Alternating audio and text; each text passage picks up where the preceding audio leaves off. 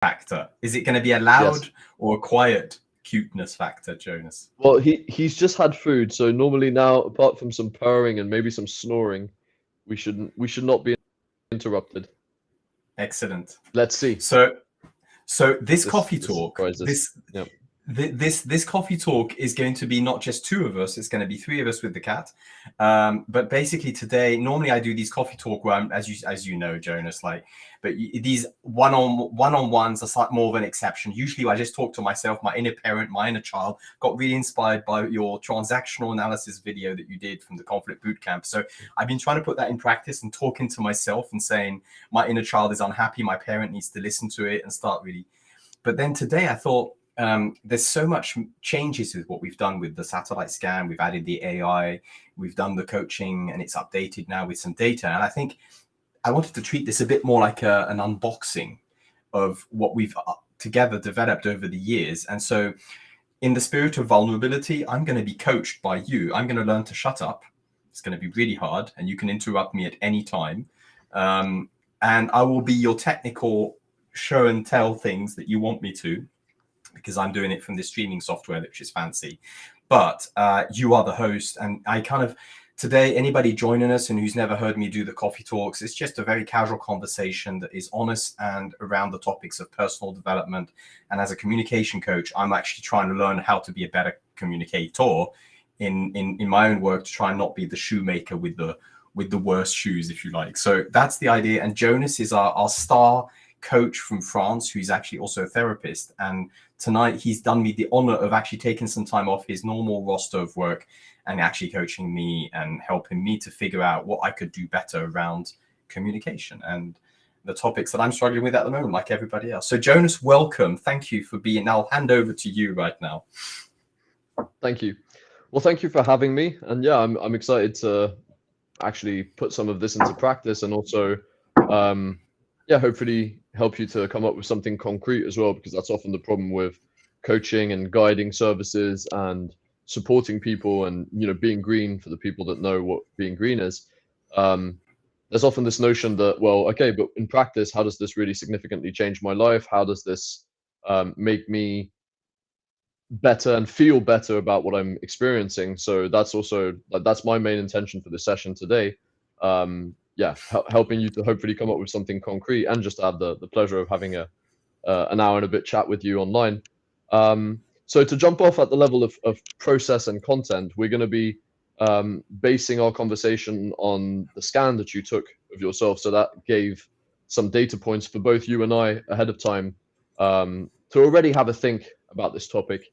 And me as the coach, or the therapist, the facilitator in this position, it already gave me a chance to generate some questions and to already shape my thinking a little bit on specifically how you're experiencing the situation and what you're keen to actually kind of focus on. So I already know that there is a topic for this conversation, which is going to be gravitating around sales.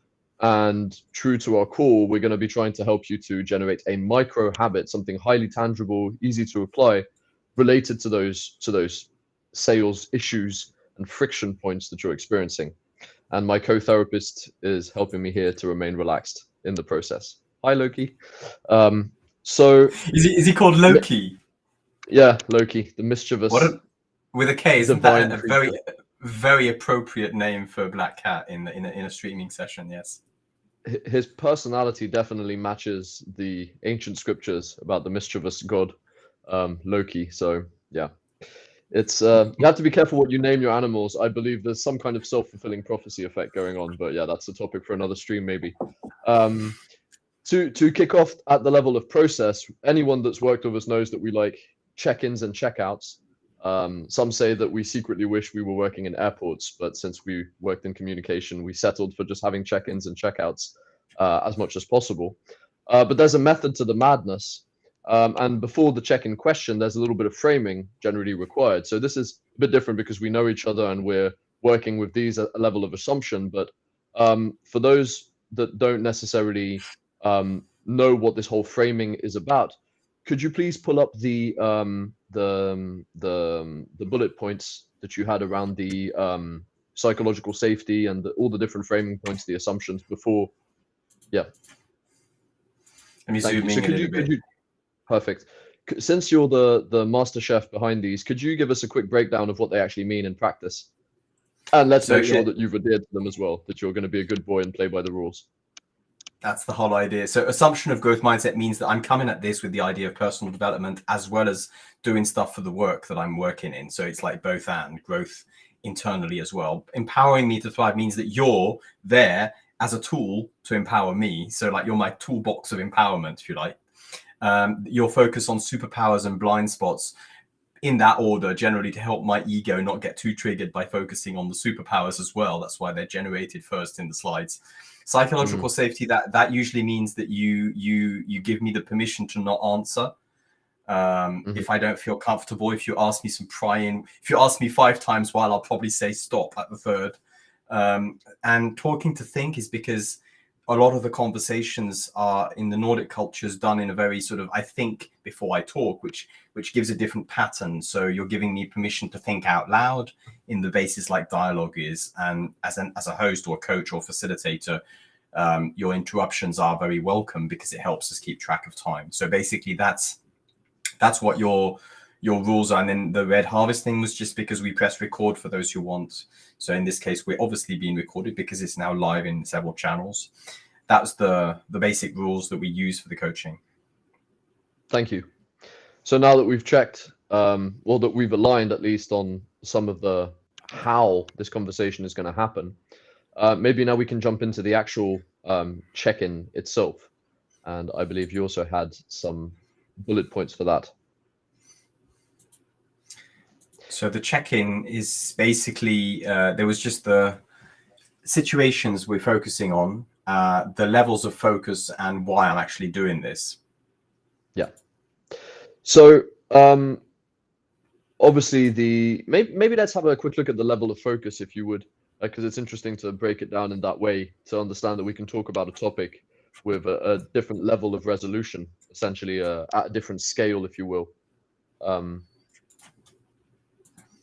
Brilliant. So we can focus on the micro level, which is really essentially what's going on inside of you, inside of your head, what you're thinking, what you're feeling, what you're doing, what is mostly related to what I would do in my day-to-day job as a therapist, focusing very much on that level. The meso level would be more what a lot of consultants are working with, which is the system, the group, or family therapists would be operating at this level. It would basically be you and thinking about this question of sales in relationship to Anu and the team and the past of the company, etc., etc.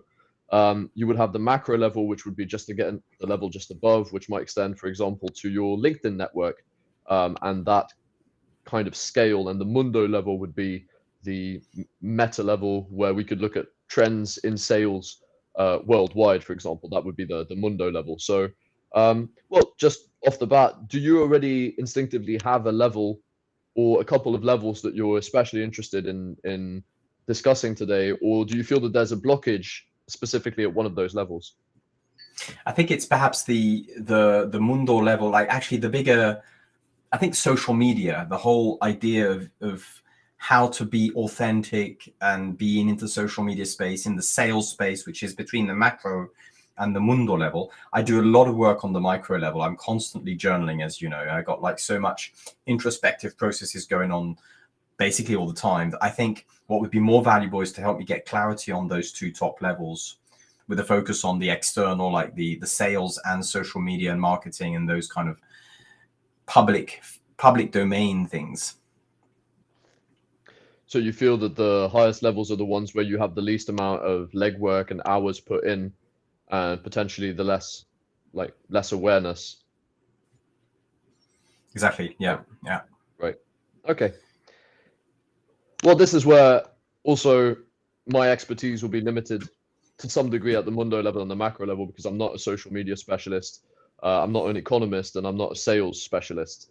So there might be a slight shift towards the micro level, or looking at how you at the micro level are answering those questions or attempting to answer those questions, even though I'm not going to claim that I have the answers, that I already know what the trends are in sales at the moment, for example. But maybe we can kind of calibrate it towards helping you to develop something around clarifying those points autonomously, not how can I become more aware of where I am in sales, but how can I develop a better learning strategy around that level of resolution? So that's already just a little first point, which I will write down to myself, not to lose track of my blue inputs. So basically how to... Learning. I'm just going to show that I'm also doing my own little background harvesting here. I'm just going to, this is my notes at the moment. While, so learning around sales and Mundo level. Where to next, Captain? Well, I think now we're ready for the why, the core question of why you're here today and what you're hoping to achieve, what feels blocked. Basically, just could you talk to think, true Estève style, on your problem related to sales right now? That would be the first part of my check-in question. The second part would be the positives. What has already worked? So I'm just curious to get your juices flowing a little bit on this topic, not just in the problem-solving side of what is stuck. I'm also actively interested in what has worked in the past and how you've actually sold in the past, because the simple fact we're having this conversation proves that you've sustained yourself long enough, you've sold enough workshops, and you've built legitimacy and authority and expertise over the years. So yeah, that's basically my checking question, quite broad, deliberately. So yeah, whatever comes to you on that topic. So first, the problem I think is the fact that, like, if I'm working with building houses, I need to have a basic decent house myself. If somebody visits my home, as a communicator, I need to have, if I'm talking about conscious communication, vulnerability, empathy, those collective intelligence, I do need to do a little bit better than average, is what normally is done in the sales space. Sales is generally quite often manipulative and not so conscious, in the sense that we're looking at it, and not so vulnerable, as Brené Brown talks about, and generally a bit more go-getter than go-giver. And so the challenge because of that is that the aggressive tactics that are not always what we align with on a value level tend to work well for growth hacking and for those speeds of sales. Or the other alternative is relationship sales. Now, relationship sales, in what we're working with, means that we are talking to people that might take months to actually build a rapport before they're interested in going in, because what we offer is quite advanced, quite specialist, quite niche. So it's not like, you go to the boulangerie and you buy a pain au chocolat and it's easy to buy because you know exactly what you're buying. We're in an emergent field. So it takes time for people to, first of all, understand what we're selling and understand how it fits with what exists out there in personality modeling and everything. And that there's a teaching actually before we can actually, now that might be a reflection of me doing a bad job in packaging, perhaps. But it also is, I think, factor of the field we're in, is it takes a bit of time to build the relationship. And that I like, because I like relationships. But the question then becomes very quickly is how to create that authenticity of the face-to-face pre-COVID, which I would normally do. Like, basically I would meet people and have a coffee, or do a doodle board and have a flip chart conversation with very creative and unstructured space of thinking together, which today is much harder to get when people are just having virtual coffees, or, actually most often 2 lines of text in an email, text message, or LinkedIn message to grab their attention from the gazillion of things that are distracting them and overwhelming them. So there's a different level of possibility of building authentic rapport online today that is a challenge, because it takes time to do with the right number of people. And what has worked is basically talking to people who we've worked with in coaching, and particularly in trainings and those longer Jedi journeys or boot camps that we've done together, for example. That becomes much more interesting because they understand where we're going and the intentions and everything. So those kind of conversations generally lead to continued relation over time. I have a lot of old friends who are people who we've worked with over the years, but who might not need our help anymore, or who might not need our help right now. But there are people out there who don't know us, and I think it's therefore an awareness problem, where I've been much better at engaging and in the actual conversation further down the line. But the actual awareness, I think, is the sort of short answer to what you said, your checking question. Oh, Oh, so in terms of the main, if we cluster the types of problems that you feel you're experiencing, one of them is the time frame. Naturally, what has worked in the past, this relationship-based approach to sales, the opposite to this very stereotypical sales rep bullshit, or Better Call Saul style of sales. Do you know that series, Better Call yeah. Saul? I've Yeah, not okay, watched so much of it, but I know the series. Yeah. so like the kind of dishonest lawyer, but who's got a good heart, really deep down. Um, so you feel that, yeah, timing is one of those big challenges, that it's just taking so long, and that's one of the things that's leading to you feeling that there's a problem, or that it's not where it should be. The other important notion that I'm hearing in what you're saying is this notion of authenticity. Seems that you believe you have an extra challenge around authenticity, or at least in the way that you're talking about it, it seems like your inner parent feels you should be more authentic, but there's probably something emotional as well that makes it feel hard. And you describe a higher degree of challenge or difficulty, or it's not the word that I'm looking for. Responsibility, I guess, is what I'm sensing. That you feel responsible apparently to be extra authentic. And then there's the other problem, which is this having to explain, having to teach, and having to create this understanding of what the emotional solution you're selling actually is in the first place. Would that summarize the big kind of blockages? Yeah, I think so. And then there's the idea of authenticity in a parent, in a child, like you mentioned. I think is to do with the ego. Like the social media space is literally a gigantic digital ego space, if we define ego as comparison between people, positive or negative. So in that way, it's very much an ego authenticity / vulnerability kind of problem, that like how to use an ego without getting triggered or confused with it, how to keep a healthy distance from it, and still, because you can't function in the social space or in the communication space in any, even in a micro level, without a healthy ego, because it tends to then create projections on the outside. So I'm in that knot of, I want to embrace the ego and be the quirky whoever I am and be okay with it, but there is that taking it too seriously or not too seriously kind of dimension to the authenticity as well. So in a simple way, you feel that you have to go on social media and be authentic and be your truest self in order to be able to sell.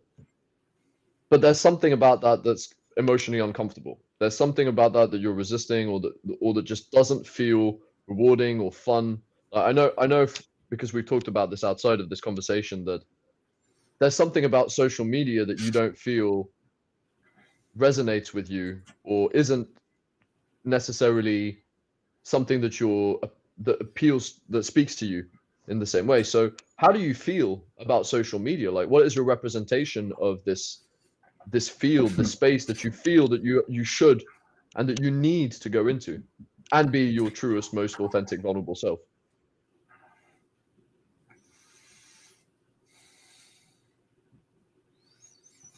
I think it's the distortion, the distortion that it does, a bit like media, traditional media, that rewards through its algorithms and through the mechanisms of the way they're just basically built and organized in people's mental models, that rewards sensationalism, rewards certain things that are not necessarily representative of real life.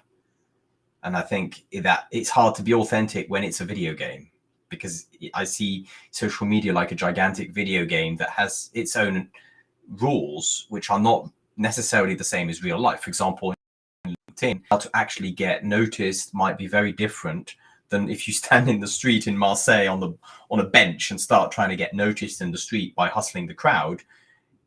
It doesn't necessarily work in the social media space the same way, because there's rules that are hidden. There's a black box. And that set of rules is constantly changing, and it's only known to the so-called experts who then post YouTube content or whatever about, oh, how do you get noticed in this channel or that channel, when actually fundamentally all I'm trying to do is to have an authentic human-to-human connection.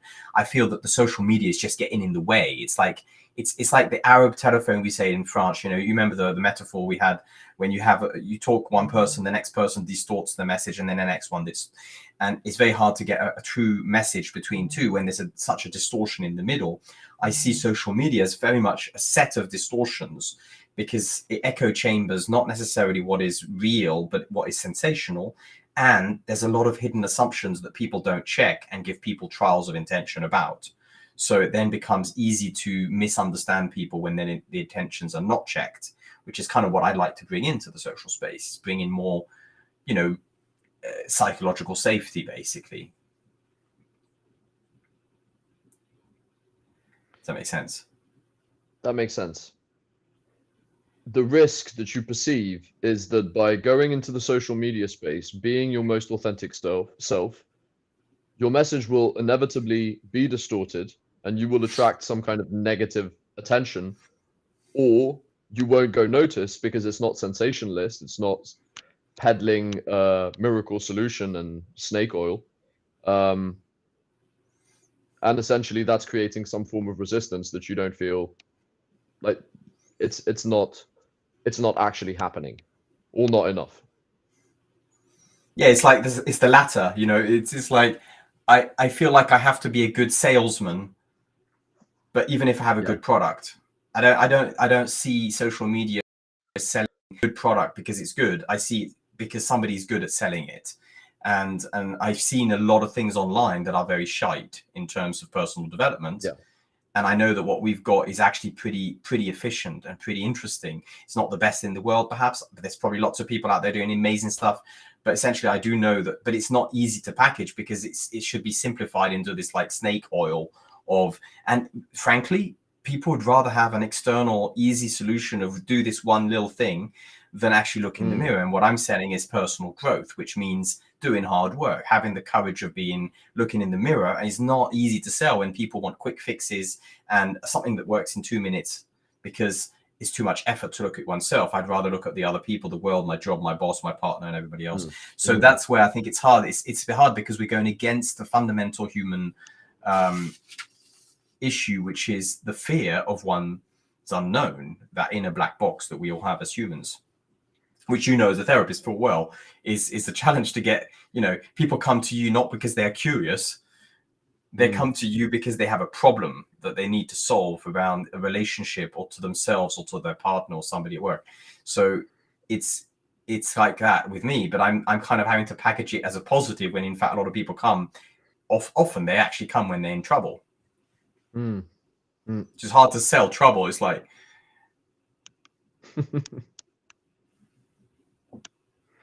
how do you? There's something around this as well that if we look at how you're thinking about this, I've been asking you relatively open questions and you've been answering with very rational beliefs. Beliefs such as there is no other way really than being on social media. Social media inevitably distorts and encourages inauthenticity. People want 10 tricks and techniques and stuff. And not to say that those are not true, but we can observe they're all quite general. Like, it's not very specific, right? I mean, this is just basically, this is giving us your rationalizations to make sense of the feeling you have about social media, most likely. And this is not a criticism or something that's specific to you. We all form shortcuts. Like, we all have these mental heuristics, we form these stereotypes, which is an inevitable part of the human mind, right? So if we're noticing your thinking, if we just zoom out for a second, uncharacteristic of you in many respects, this is quite general and not as based on, for example, the books that you've read in literature, because you have more personal development books on your library than books about social media and sales, quite literally. And also, if we look at how do you know that there's a problem that needs fixing? Why do we need to have this conversation at all?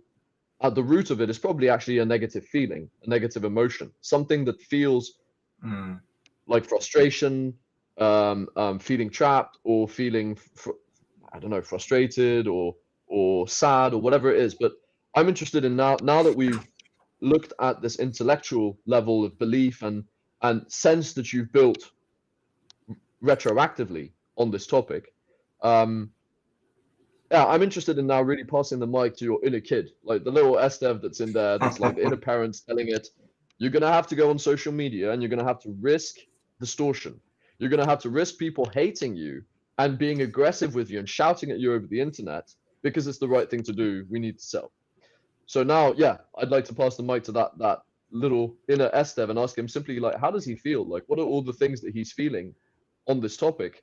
Because that also seems to be an important part of the equation. He's sulking. He's not really shouting. He's just sulking. He's just going like, why do I need to do that? Why can't I do it somewhere? Can I just go and play Lego? Can I go and build academic papers? And can I go and do a PhD instead? It'd be a nice way to get 3 years of not going on social media and just having the great excuse of writing a doctorate. You know, like that's my inner child. It's just trying to find ways to sneak out. So it's looking at how do I get mentorship? How do I write papers? How do I collaborate with universities? Because he's trying to sort of find a way out of doing the hard work with social media, which is essentially facing that fear, which is feeling the insecurity of like, yeah, it's uncomfortable. It's very uncomfortable when I'm still trying to find what it is I want to put out there in terms of, so rather than be too analytical about it, it's just then a question of just trusting the process. And that's where I think the inner child is like, I don't want to trust the process. I want to play my own game. I want to do a doctorate and just leave me alone with all the social stuff. I just go and write another paper amongst all the gazillion papers that few people read and a lot of people quote, you know, and maybe even write a book so that I don't have to go and talk too much in social media. But ultimately, I know, and this is my parent telling my child, that actually he's probably going to be better in a conversational format than in a writing, which is obviously what happens when you do research. Academia is just basically a lot of writing and reporting, and where I think I have more of a something to bring in that field is actually perhaps and that's the parent talking, going like, oh, actually I should use synchronous like conversations, hosting, presencing, this kind of thing. So if you're sulking, it seems that you feel, and again, I'm speaking now to really that part of you, To the inner child, yeah. to the inner child. If you're sulking, it feels like you're not actually able to go and be yourself apparently on social media. You feel that you're not able to go and just play Lego and be authentic and genuine and vulnerable and attract distortion. It seems that you don't feel safe enough to take that criticism. So I'm guessing that's not for no reason. You probably have a good reason not to feel 100% safe with that. Can you tell us anything about why you feel that risk is maybe a little bit too important to actually be taken? That's a very therapist-like question, isn't it? Thank you. Hey, careful what you wish for, mate. I think it's to do with the playfulness. I think in my mind, there's a limiting belief that something that is valuable in terms of research and intelligence and collective intelligence and furthering evidence-based evolution of our species needs to be in some way in the realm of traditional science. And traditional science is definitely not playful. It's very much around control, predictions. And what I'm trying to do, my inner child is wanting to have also a space for playfulness in conversations online, where it's often things are taken very seriously online. And I think that's the bit that I have this limiting belief that if I'm really as playful as my inner child wants to be, that it's either not going to be taken seriously enough for it to be of any value in what I'm trying to do, then I just become not jest, but I become an entertainer, which might be absolutely what is needed. Maybe I should just be okay with just being an entertainer and not being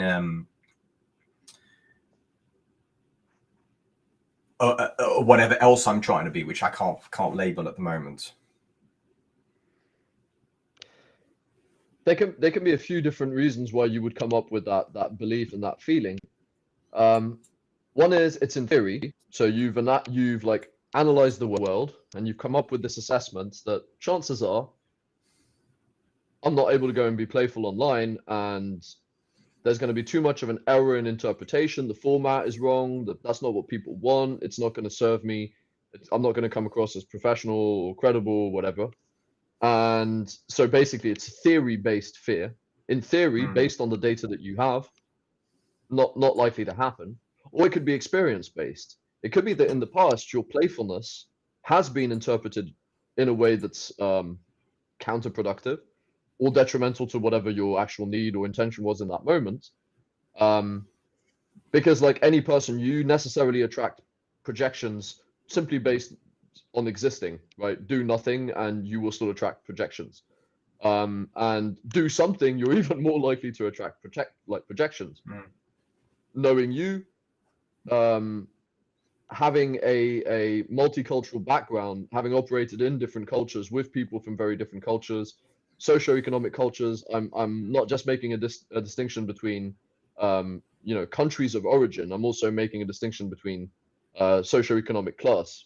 Um, so you've navigated in all these different bubbles. So inevitably, you've been projected upon in the past in ways that were suboptimal. And again, I know this a little bit because we've talked about these things before. So what comes to your mind on this topic of theory-based fear versus experience-based fear? Is experience-based fear? Is there anything that comes to your mind?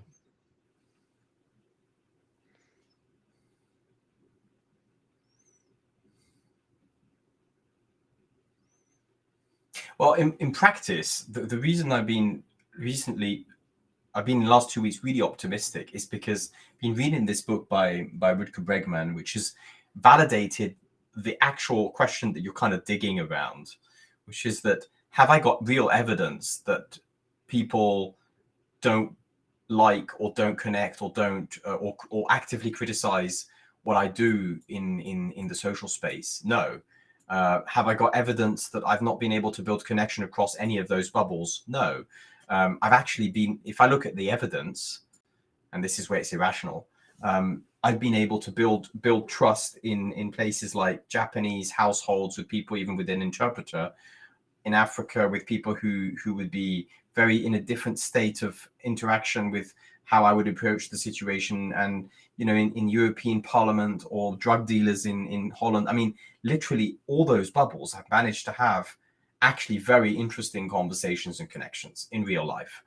I have not done that as much on social, but the fear of it not working in social is more of an assumption that's not evidence backed, if that's where you're going with this.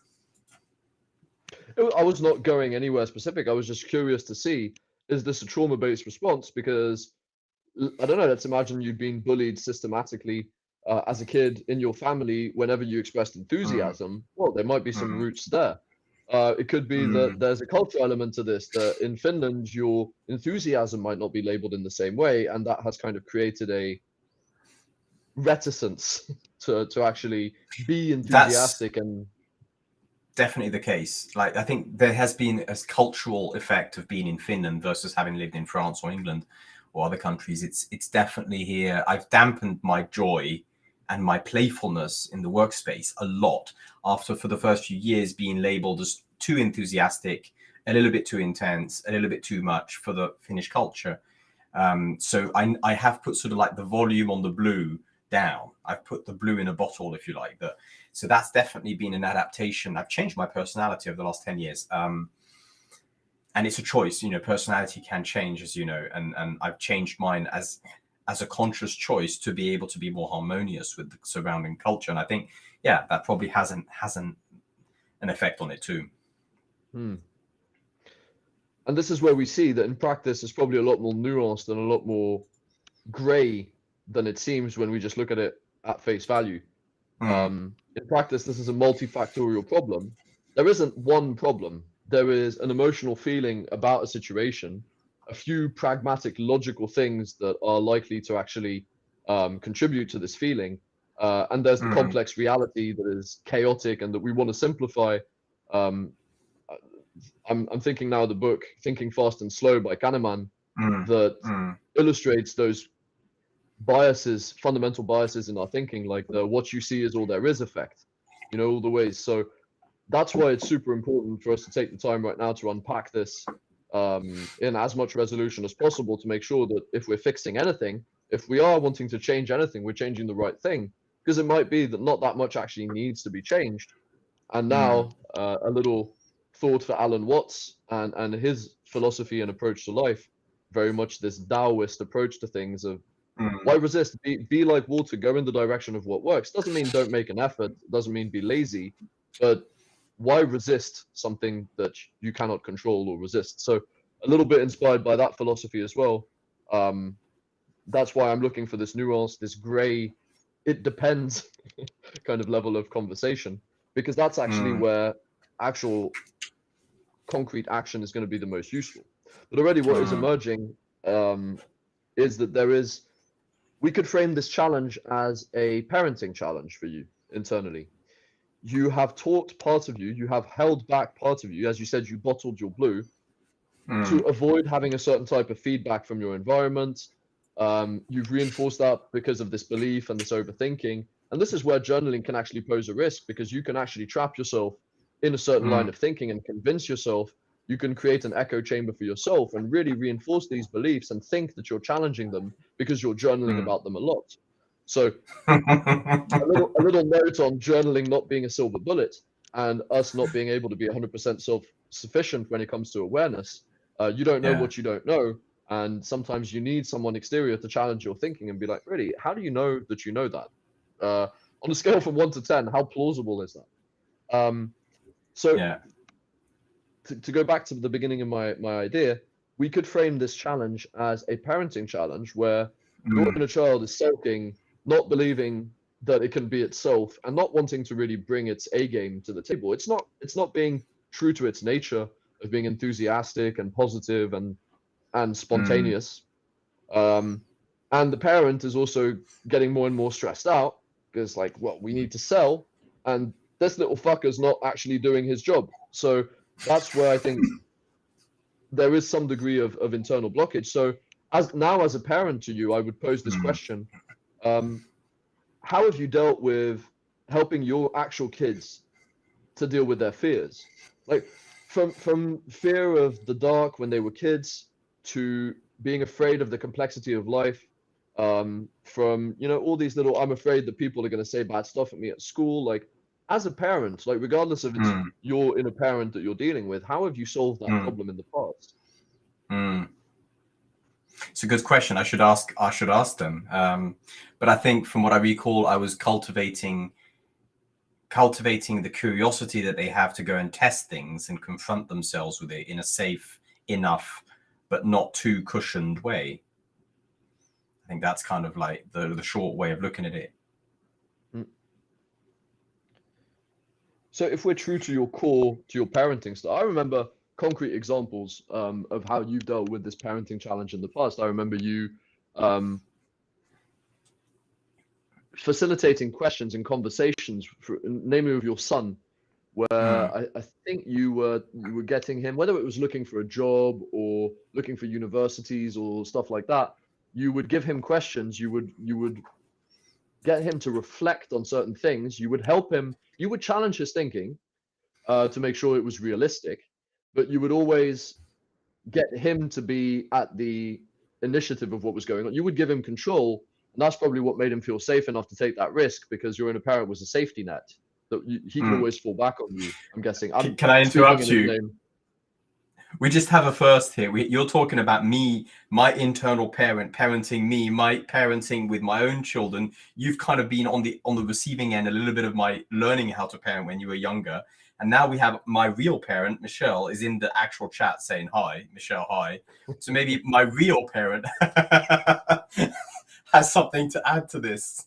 We have this 3 generation or 2.5 generational Yeah. sort of coaching / therapy session online. It's a first. Oh well, let's go into that line of thought for a minute So, because do you have a cross question for association. Michelle? Yes, I do. What do you remember of Estev's style as a kid when it comes to fear? Like, what was he afraid of? How did you perceive him on that topic, Michelle? And I already have a directive angle to this question as well because I think there's something interesting in climbing, which is one area Mm, where I found out very late, Estev, that you were actually terrified when you were climbing, and I hadn't realized that yeah, that it had been sometimes a like uncomfortable experience for you. Whereas for me, we have the same dad, we climbed in the same conditions, I don't remember ever being scared going climbing, and I'm not braver than you in any way. So I would be very interested in having like Michelle's perspective on how he dealt with you as a scared kid, or what scared you as a kid. That would be the transgenerational level. If you, maybe Michelle, you're no longer there, but if you are there, do type it in the chat. We'll see it. I can actually even show it live. But yeah, it's a good question. If I remember back to the climbing days, yes, I was terrified. That's actually why I stopped. And I loved going to the mountains because it was the outdoors, you know, going to glaciers, climbing the glaciers, getting up at 3 a.m. with the backpack and an ice axe, and very exciting, but super, super scary. Like, I was constantly afraid of the pain of a fall. Not so much because I wasn't climbing in the modern way where you have a rope and you just jump off and just go like, yeah, bungee jump in time. No, because when I started to climb, it fucking hurt to fall. You'd get bruised and scathed. And I was not ever taught, because I was at the beginning when they started doing jumping schools back in the early 90s. They just started doing double rope jumping schools where you practice pushing off the rope and then you literally have to throw yourself at it, and then you fall and then you bounce and it's okay, you arrive in.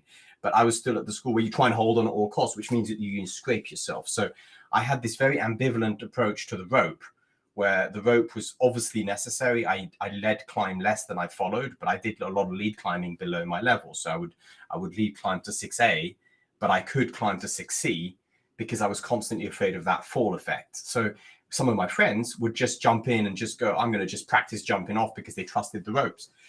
So that was what I remember most, is that experience of the fall and the rope. But Michelle says, Estève fought his fear. Yeah, I fought with it. It was not a harmonious dance with fear like some describe in Flow. I was more like fucking just, yeah, fighting with the fear is a good way of putting it. And we also have Anum, who has also been in conversations about some of these topics, who's now in the chat saying hi as well. Welcome, Anum.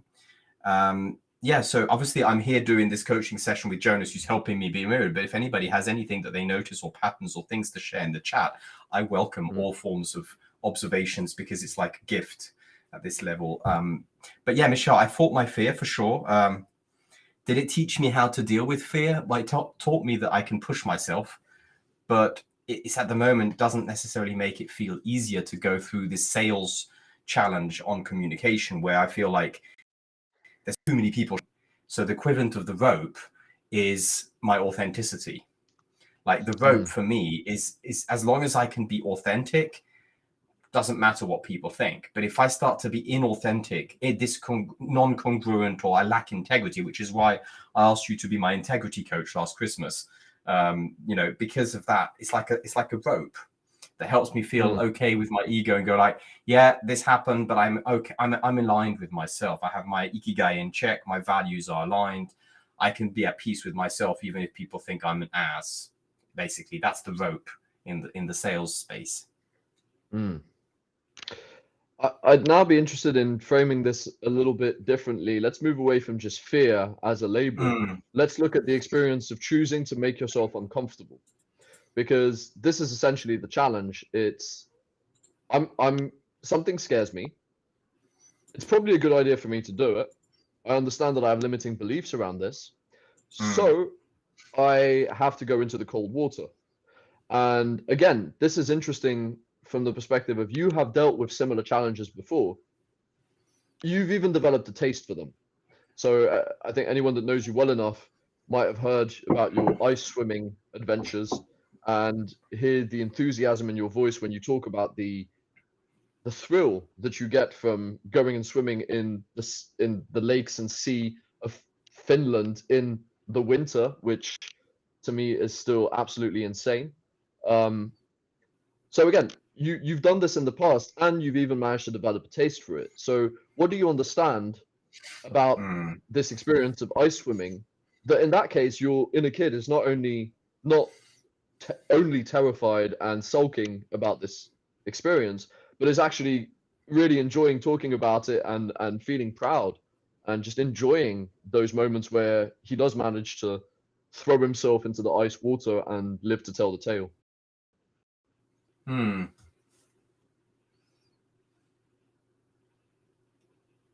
It's a good question. Stops me in my tracks. I was just looking back to the data, thinking of the scan. Maybe I could look into some of the scan data to get some like blind spots up here. But I think one of them is around flow. Mm-hmm. I think I was just looking at my data and going through it earlier, and obviously surprised by my own things. And one of them was that on a flow level, there's something where I'm looking at feeling of flow on a rational level. I just cut. And at the feeling different. So, on the outer circle, the red, which is the perceived feeling, is anxiety, which is more on the challenge zone on the left-hand side. But the actual data on the dot, the actual, if I zoom in so that you can see from your side, but the actual X and Y of 8 and 8 challenge perceived and competence perceived is pretty much in the flow, because I have very high motivation for communication at work, and that includes sales, because this is anchored to sales. So in the rational is feeling flow, but the feeling is feeling anxiety. And so I think it's interesting because there's a rational versus an emotional tension there. Maybe this is where it's interesting to compare the experience of ice swimming and sales, because in ice swimming, it's a highly predictable outcome that the risk, dying, by the way, which compared to sales should terrify you a lot more.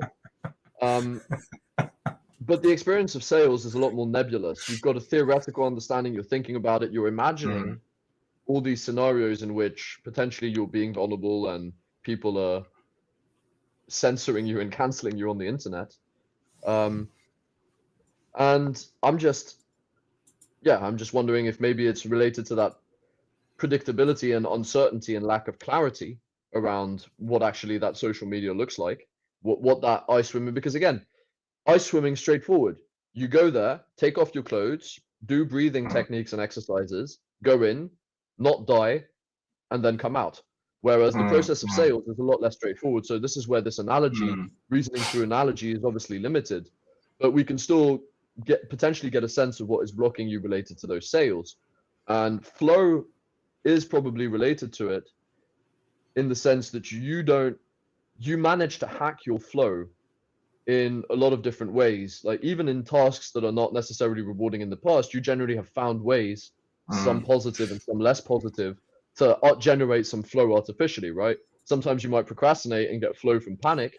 Other times you're just going to design yourself a funky process and you're going to make doing your admin fun because you're going to have loud music on in the background and you're going to do it at the right time with your energy levels. So what about, obviously the problem with flow is you're in the state of anxiety and not flow, but what comes to you on the topic of why sales aren't flow inducing for you or haven't been so far?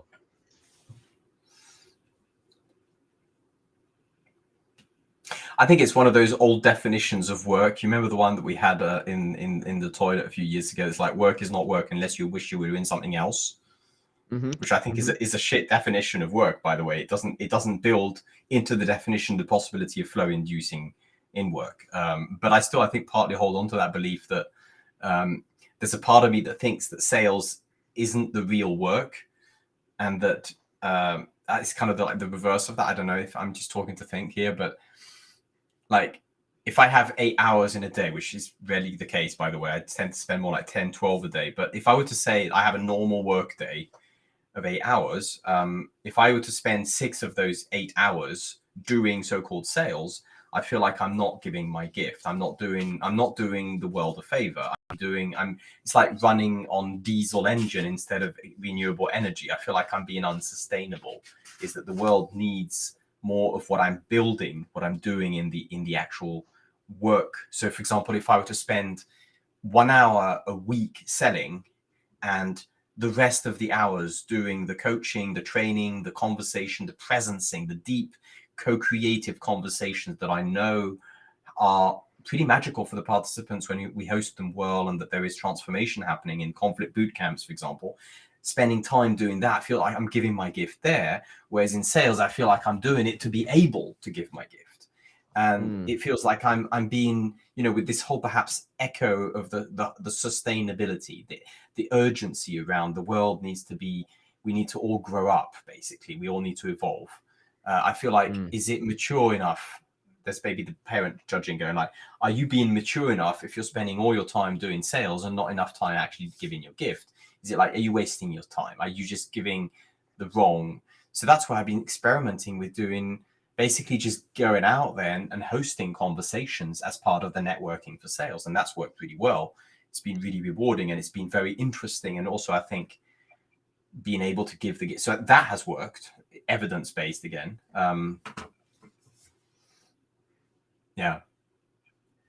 There was an interesting question in the chat from Anun, who said, is it like jumping was something that you were made to do and not ready for, hence the fear, whereas the ice swimming is something you did on your own with peace of mind?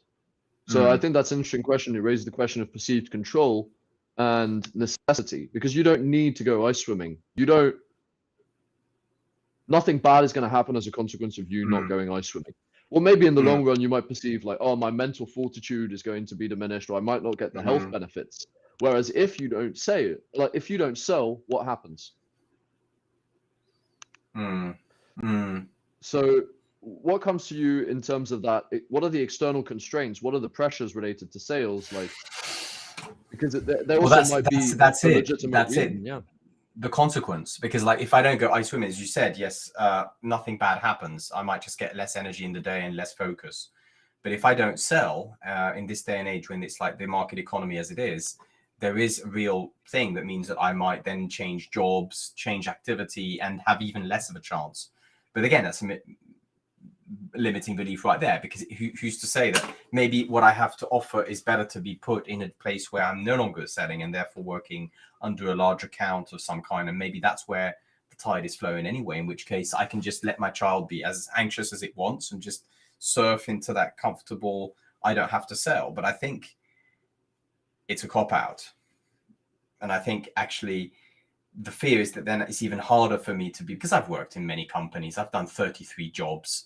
I know how basically it's a lot easier to be free to do what you want when you're an entrepreneur versus when you have to be in a company culture with a set of value rules and their own constraints. I have my own constraints here, which I'm bitching about with. It's like the whole sales, but actually in other environments, there's another set of challenges that come in the way as well. So the fear is that it becomes even harder. Yeah.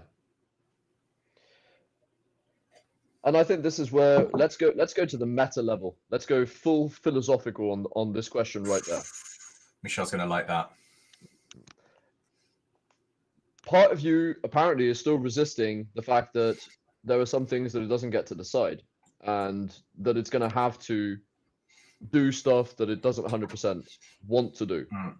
And part of you is potentially also doubting that you can make do and create flow for yourself and do well enough, fare well enough in those circumstances to not have to resist what is happening. It's a question of fundamental acceptance.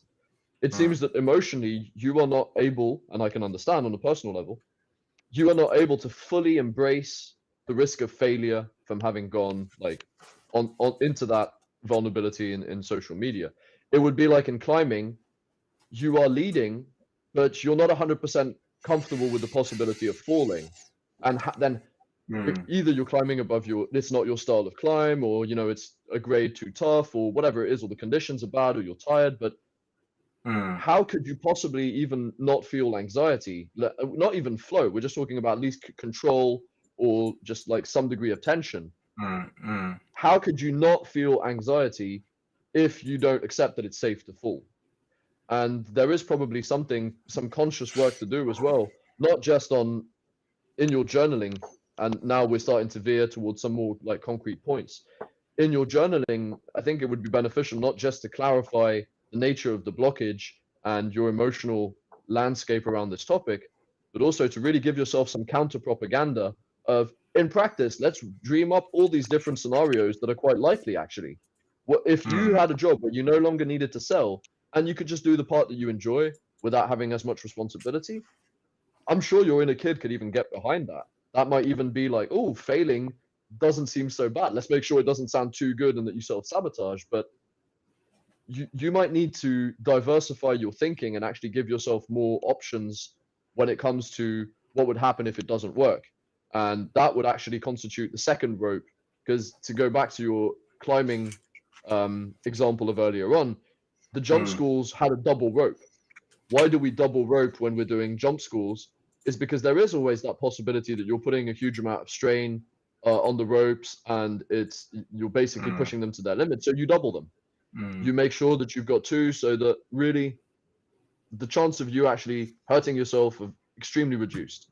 So maybe this could be a metaphorical double rope, would be to do some journaling around these potential futures where, well, you haven't sold, you haven't managed, and you're still actually not only okay, but doing good in a completely different scenario, in your 34th job to the list.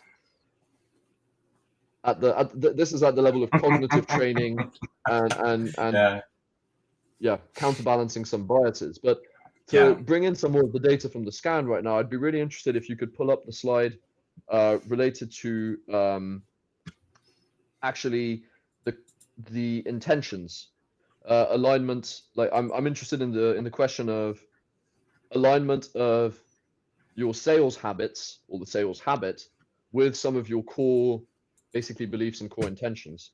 So yeah, do you see which slide I mean with the intentions? No, that was the congruence. I was looking at the. Which color intentions do you want to see? The green, the blue, or the red? Maybe the red intentions. The red intentions. Yeah, I think maybe the red intentions.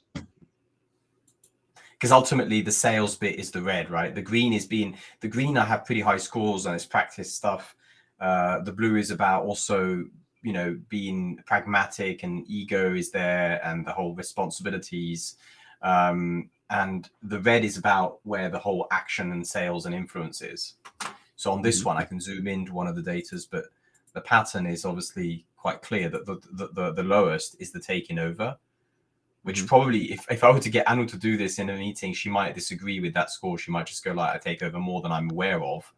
But taking over in that sense is taking over a process, not taking over the content, but it's more just like taking over a meeting, for example. And then the second lowest is influencing. That one. And what are the highest ones, the top three? Well, uniting is the one, and then fixing problems.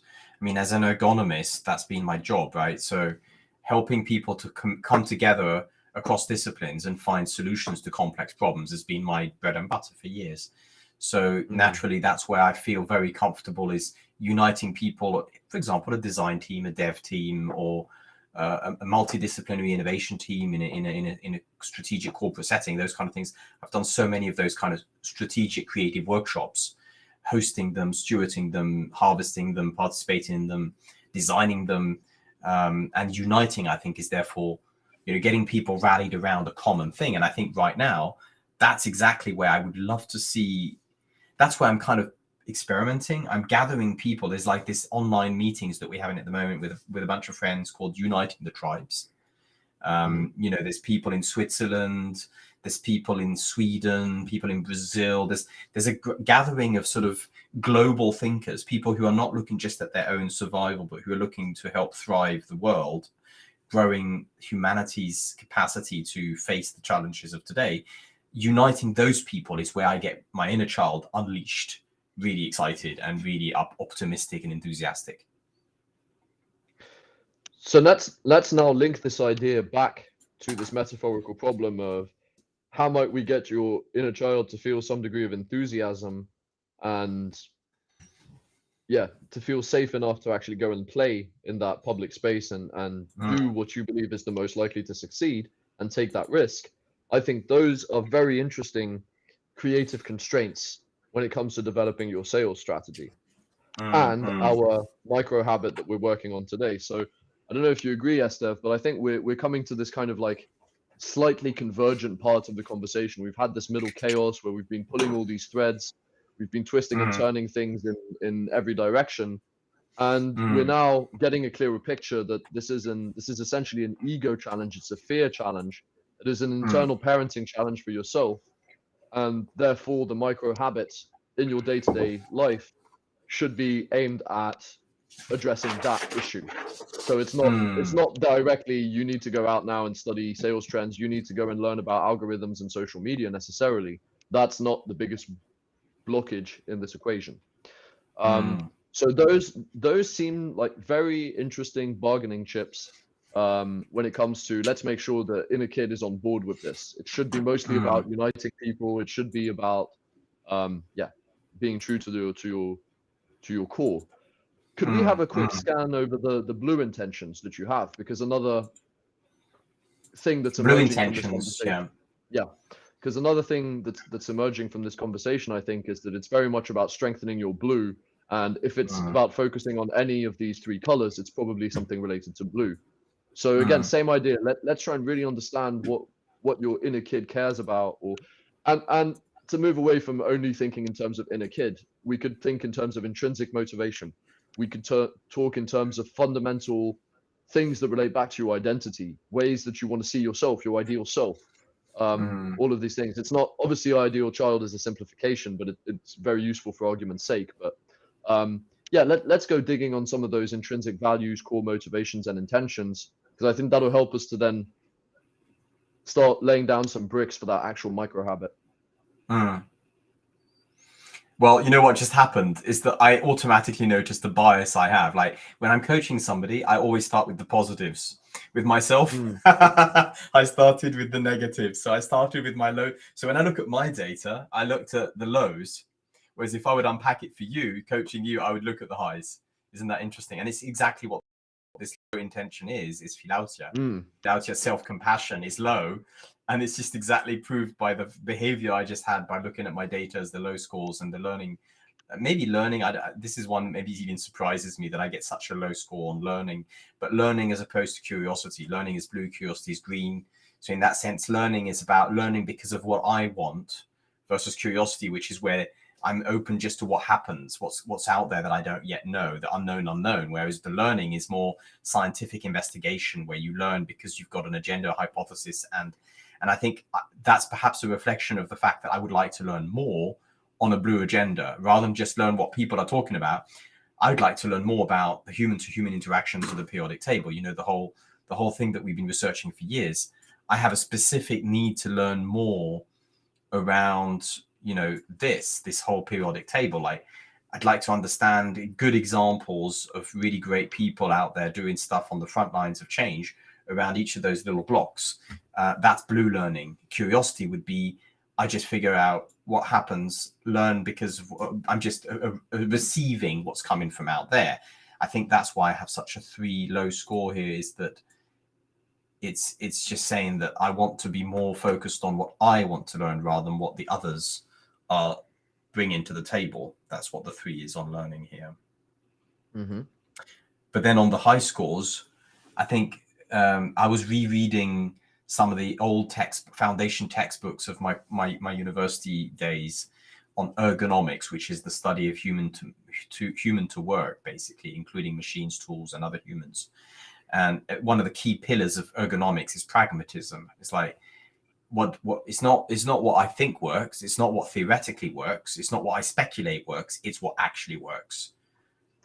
And that's where I feel I am when I'm inquiring and I'm being blue. I usually give myself most permission on that linked to responsibilities. And I think if for example, somebody decides to pay me to write an investigative book around the periodic table while talking to people and doing sales, I'd be like, my inner child would be like, wow, love it. You know, that would be such a dream. Brilliant. So again, let's keep these in the back of our mind as creative guidelines and filters to check if our micro habit ticks those boxes. And now I'd be interested in going a little bit into the congruence, which was the slide that you had pulled up initially. Yeah. Specifically with this focus on the blue.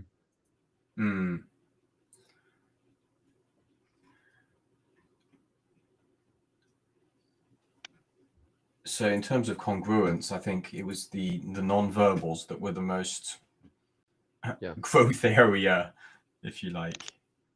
Could you give us the breakdown, because this one wasn't super clear to me when I first saw it, in terms of what those scores actually mean and what this actually represents. So how would Mhm. you analyze this out loud for someone that wouldn't understand what those numbers actually mean? Yeah, so the green obviously is focused on other, and it's a behavior, so it can change at any time, in any sentence, in any moment of communication. And the green here on the verbal level is talking close to other, so re-expressing, open questions, this kind of thing. Whereas the behavior is behaving in an adaptive way and connective way to other. And then the intention is, where's my focus of intent? It's like, am I focusing on respect and kindness, which is focused on other, or am I focused on self and my desire to learn, for example? So it's what's important is that other scores aligned, not if they're high or low. So if I'm looking at this as a coach, looking at my own data, I would go, it's interesting that my blue nonverbals, meaning my blue behaviors, that means timing, rhythm, intonation, all those nonverbal ways of communicating, are not very high and not aligned with my intention score, which is blue intention, focused on myself learning, this kind of thing we just talked about, responsibilities, pragmatism. And then also in my verbals, talking less blue, less storytelling, less leading blue questions, yes, no questions, less informing, because people often go, oh, too much information, too complicated what you're talking about, just give me the summary. So then I tend to revert to giving more red advice and summaries, which is what people are often craving for. Give me like the 3 bullet points instead of the whole explanation. And then the blue, so the green here, the 8-2 is where I get a higher score, because I'm generally spending most time talking green to build rapport, trust, connection. So the disalignment, the incongruence, if you want to talk psychologist, is mostly on the blue and the red. Those two here, where the lines are not aligned. And that means that I should probably increase the blue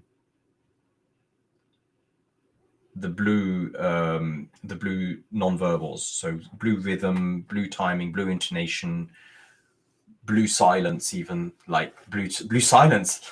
Like, I take 2 months to just go and retreat and reflect and contemplate life. That's blue rhythm, blue timing, blue silence, for example. I don't necessarily give myself as much permission to do that than being in the red of what people need in common agreed action.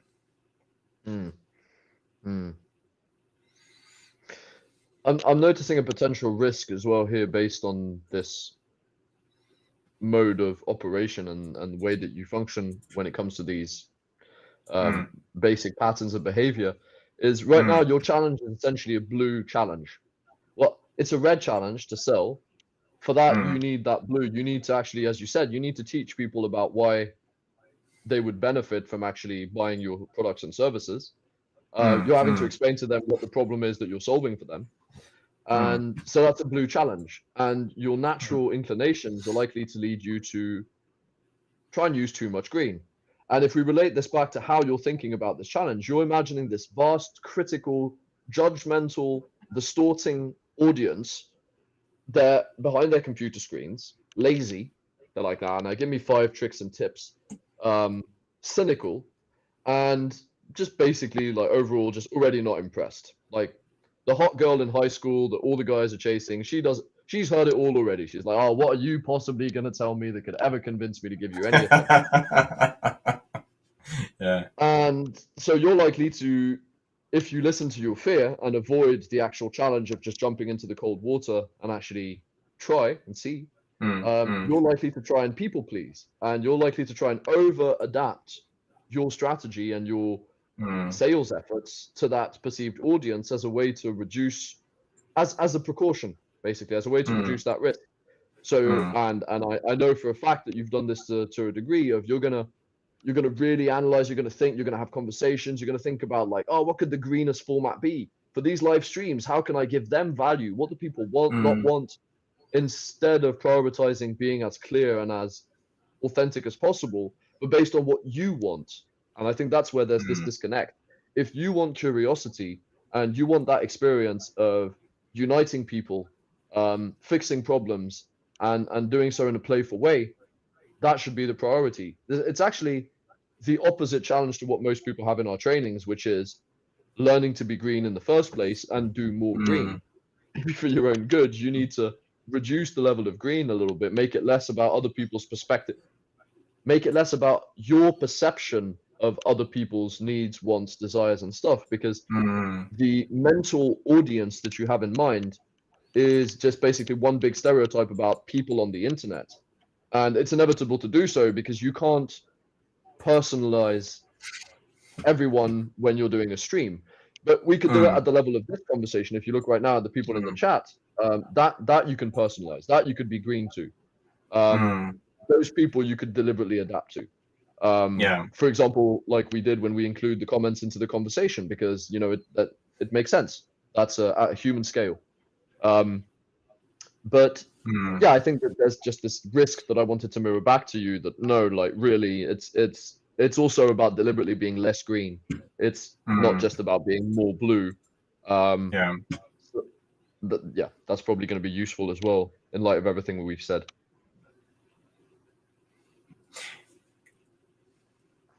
Wow. I'm sensing sort of like some crystallization coming as well, in terms of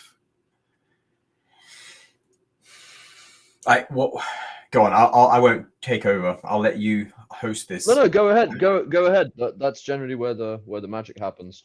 Follow your line of thought. If I'm being more blue, if my inner child is unleashed, I think what I would do is I would be hosting really interesting online conversations that are deeper than small talk and discussions, which are the standard for online conversations. I think often what happens is that the levels of conversation. If I actually take the data on that, so that I can talk with something concrete, but I'm really interested in the MIT's, like Otto Scharmer's way of describing levels of conversation. And if we look at it from his model, what I'm interested in is I'll just hide behind this a second so you can see a little bit better. But this is the level of collective intelligence is coming out from being able to go deeper in conversation. So small talk, discussion, dialogue, and deep co-creation, conversation, dialogue formats that are in some way like presencing, for example. And where I feel most comfortable and drawn to is the deeper levels, as you can see from the competence scores here, much less in where most people go online, which is podcast discussions, which are about right and wrong, true or false, and motorways of thinking, where people often want to hear and conform what they already know and just add a little bit to it. But here is where, like, this is where I'd like to explore. Like, if I play at being a Viking explorer, the crossing the Atlantic is not doing another podcast with a discussion. It's going deep into online deep dialogue with meaningful conversations with people that are not even knowing each other. And I've started to play with that with some friends online, where we're basically building ideas of an ecosystem together, and ideas of podcast formats and all that is getting really, actually, it tickles my interest a lot more than doing the usual like online tutorial or what I've been told from my social media friends that you should do. So that's one thing that I wanted to share. Mm-hmm. Yeah, I think you're right. This is starting to be something that's more potentially crystallizable. If that's not even a proper word, but I think that's something we can turn into something more concrete. So maybe we could just pull up the slide on the micro habits. I think you have one that describes like the overall just like pillars, or like the what's actually makes a micro habit. So we've kind of got that template that we can start filling with some of these criteria that we've come up with, because I get a sense that we're already pretty close to being able to fit something into your calendar that would actually accomplish those goals. So here's the micro habit. If we look at it, well, if we take the James Clear approach with atomic habits, it would be simplified to trigger, action, reward, and some. But I think what we've done here is that we've taken the trigger, which is something happens, people, place, emotion, situation, or routine, moment in day, and then there's three things happening at once, which is an intent to be congruent. So in this case, it could be something blue, or red, blue and red, purple. And then an action, so behavior, and then a verbal. and then the three together potentially create a reward, which is and the reward could be about tribe, hunt, or self, as James Clear talks about. So reward is it builds community. Reward could be that I found something as a hunter, like something interesting, or it could just be a self reward, something to do with ego. Those are generally the breakdowns that I use. But where do you want to go with this? Well, maybe we could kind of design process style. Maybe we could kind of harvest some of these criteria and these kind of emergent pieces of information that we've generated in our conversation. And I think that's already naturally going to fall into those. So if I just do a wild synthesis top of mind of what we've been talking about, I guess we could say it's a challenge for you to find a different way to face your fear when it comes to social media and your sales strategy. Do so in a way that you feel more enthusiasm, that's more congruent and more aligned with your true intentions.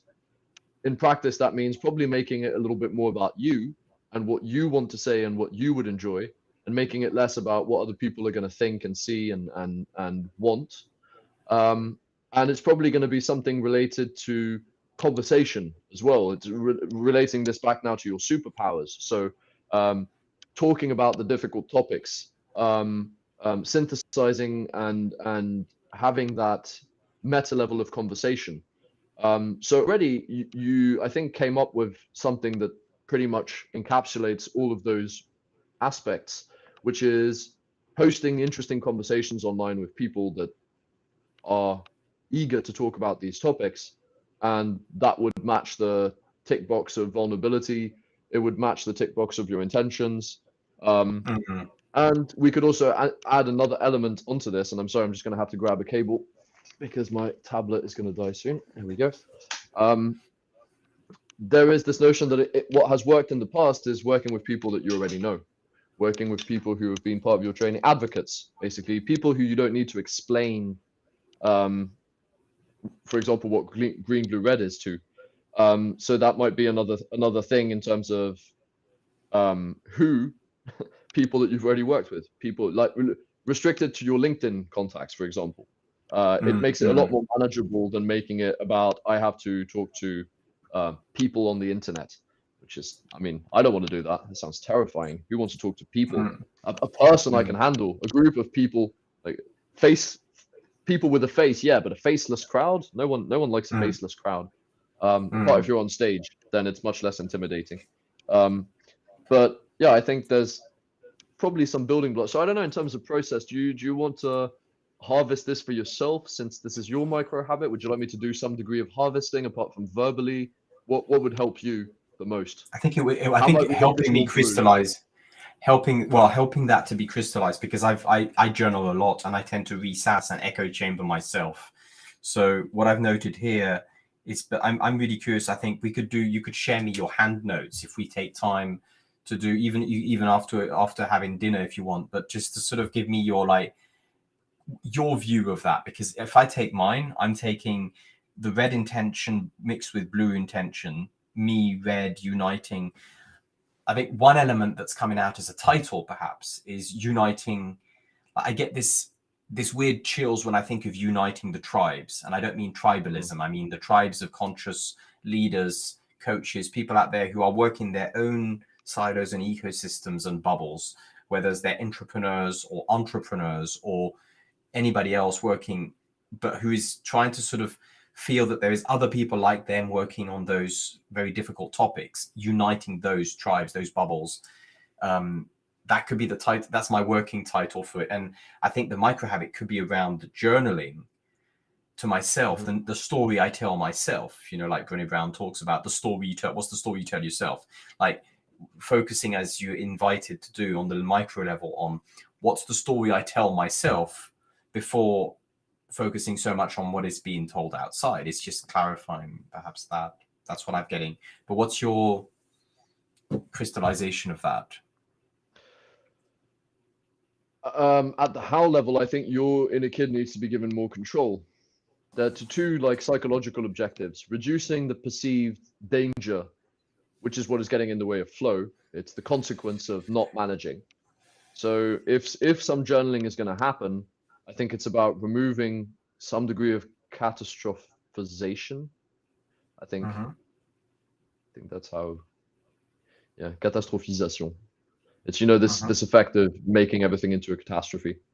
Mm.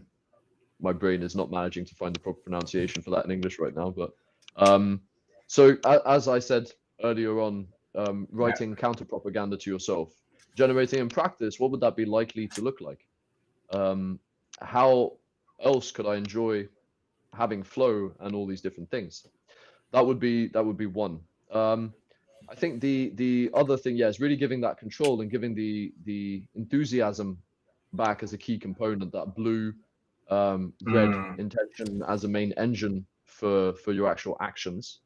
Um, but there is this notion of taking risks. You're going to have to take risks. It's probably up to your inner child to determine the level of risk he's willing to take. But there is no option where no risk is taken. So if we're looking at this from the journaling perspective, it could be Mm. interesting to have a little fear journal, like a person that's a recovering addict might write every day how well they've done and reframe some thinking around like, well, in practice, I resisted craving today. I didn't give in and I passed after 15 minutes. And my initial anticipation Mm. didn't actually happen. I thought my whole day is going to be ruined if I don't have a pint. No, my whole Mm. day, like 15 minutes of my life was ruined. Then I managed to snap to something else. So you could have this conscious fear journal of manifesting that conversation between the inner parent and the inner child, exactly like you would if Mm. you were having a conversation with Ilyas and he was telling you, Daddy, I don't want to do it, I'm scared. And they're like, okay, so what about this is scary? Let's break it down into the different Mm. things. Like, how do you know? And to have that whole conversation. So if you're going to journal that, you could do the conversation between the inner child and the inner parent on how well are we doing on facing fear? How have we managed to push Mm. ourselves? Is Mm. this the right time? Is this scary enough? Is this too scary? As a kind of a feedback loop regularly in your day-to-day life. But I think that the Mm. micro habit might not actually be that micro. There might be a very meso level to this habit as well, which you've got this regular Mm. streaming format going now for a few sessions, right? Self-talk with Estève, which I think Mm. actually is nicely aligned with your core intention. You're being vulnerable, you're being yourself, you're taking a Mm. risk, and in practice that has had a lot more positive repercussions than other times where you've tried to very carefully engineer the greenest possible content for social media. Mm. So in line with that pragmatism as a core intention, that already works. Let's just take what works and build upon that. So Mm. I would recommend a now the frequency is up to you to determine. I don't know how much time you've got to devote to this, but it seems like it's Yeah. pretty like a pretty big priority to the sales process. Like the company needs sales right now, so it would make sense to prioritize that highly in your calendar. But maybe it could be a Mm. weekly conversation that you would have with someone um, from your LinkedIn contacts, for example. So every week, try and have an interesting conversation with someone who you naturally want to talk to. It's blue. It's I want to talk to you. Can we please talk? And to have it even at the level of title, uh, let's playfully unite the world. Um, Something along those lines. Like it doesn't have to be serious because it's not about being serious. It's Mm. a serious topic done in a non-serious way. Mm. Um, I sense an opportunity to actually use this type of format of conversation where, again, if we're fitting this against the flow framework, you've got this flow from playing with the tech toys that you enjoy. Um, like if I right now ask you, Esther, could you put on a bit of nice background music that would fit the energy that you feel for this conversation? Um, I think that would be flow inducing. And please do actually put on music, Esther, if you so choose. I think that could be nice. Um, but yeah, I think it would it seems to me like it ticks the boxes in terms of what is probably useful and probably feels good and would definitely help you to try something different to solve this problem. And already just from your non-verbal in this conversation, I'm getting less of a negative, blocked, sulky vibe and more of a like, oh yeah, now I'm getting excited about stuff. which is exactly the part of you that needs to be more of a part of the conversation. So yeah, I'm sensing, yeah, micro habits around journaling. Fair enough. We need to strengthen the blue. But if we look at your data, you need to strengthen the blue non-verbal. So my question back to you now, Estève, would be, is there anything that comes to your mind at the level of micro habit around the blue non-verbal? Well, yes, and that's a legal problem. Like, I want to Mm, basically share music. I have incredibly a big amount of music, as you know. I've got like over 700 playlists. It's insane. It's ridiculous. But a lot of it is not just because I like listening to all those playlists. It's because I do them for people. I do them to illustrate events. And I haven't found a way of being able to share those other than sharing them as a link. Like, for example, right now I'm sharing the quantum conversation playlist. I can put a QR code, just go this, I can share, but I can't play it. I'd like to be able to have a space online where I'm streaming with music, but there's always those legal takedowns from YouTube because of the obvious. So I haven't found a way of doing that by being able to respect the artist's rights, which I think are important. But that's my main blue non-verbal is musical. I think music has huge power that's untapped. That's why I do a lot of dance outside, and I play a lot of music and listen a lot to music as well. And that's like, if I had a magic wand, that's what I would do to up my blue non-verbals. Is I would constantly be playing music in the background to those meaningful conversations. Now, I know it's possible in Zoom, but when you go mm. streaming, when you go YouTube, when you go anything that's public, it poses an immediate problem. And bar the fact that people have a right to not listen, which is always a good thing to have, but it's possible in a closed conversation, but in a social media space, it's really challenging. I haven't found, or maybe I'm just uneducated enough in terms of the legal rights of what can be done. Well, let's turn that into a question. If there's anyone ever Mm, watching this that has insights on that specific topic at the level of mm, tech fixing this and rights and how mm, that might actually be put into practice, let's yeah. put out a question into the universe. Maybe someone can help you with that. But let's remember that this is a very broad playing field as well. The only Mm, way for you to share that music and to have that enthusiasm at the level of nonverbal could be tackled in a few other ways.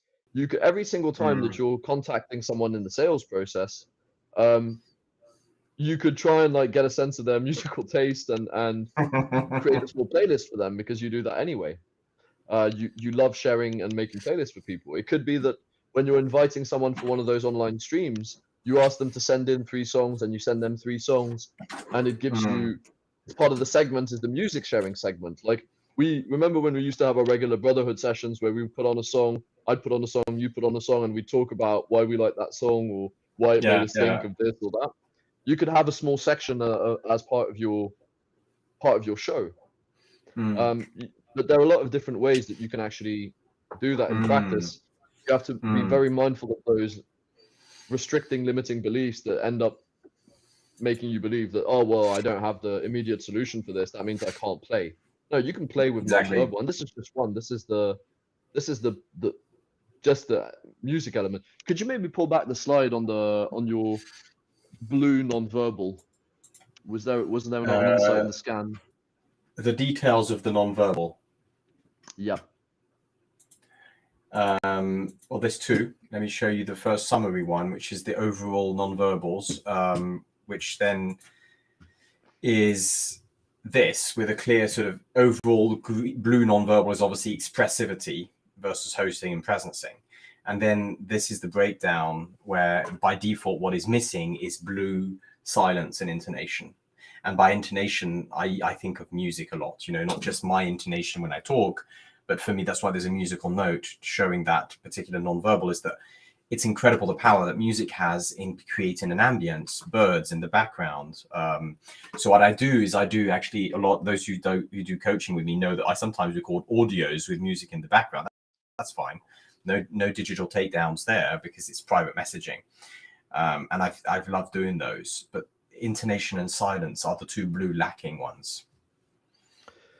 So I think the intonation would probably be covered by this, like having these conversations and also making the style of the conversation something you enjoy and not trying to adapt to, oh, I hope my guest likes this and I have to over design to over accommodate. But maybe let's take a look at the blue silence. So you seem to associate blue silence with kind of retreat, meditation, having your own time, being alone. What comes to you on that topic of blue silence? Like, how could you strengthen that? What does that look like in practice?